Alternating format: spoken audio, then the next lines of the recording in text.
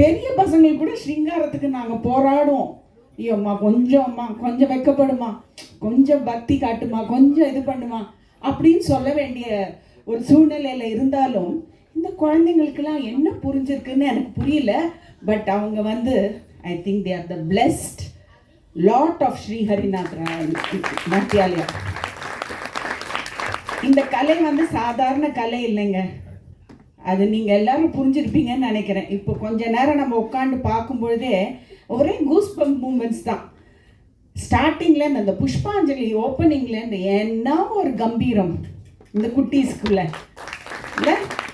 நாளைக்கு நான் யோசித்து பார்க்குறேன், இன்றைக்கே இவங்க எப்படி ஆடி இருக்காங்களா, இப்படி ஒரு மேடையில் இவங்களுக்கு வந்து இப்படி ஒரு ஆப்பர்ச்சுனிட்டி அந்த குரு ஏற்படுத்தி கொடுத்து இவங்களுக்குள்ள அவ்வளோ ஒரு தைரியத்தை அவங்க ஏற்படுத்தி கொடுத்து நீங்கள் ஆடுவீங்க போங்க அப்படின்னு அவங்க அட்சதை போட்டு அமைச்சிருக்காங்க அந்த குரு. அதை இன்னைக்கு அவங்க அந்த குருவை பெருமைப்படுத்தியிருக்காங்க.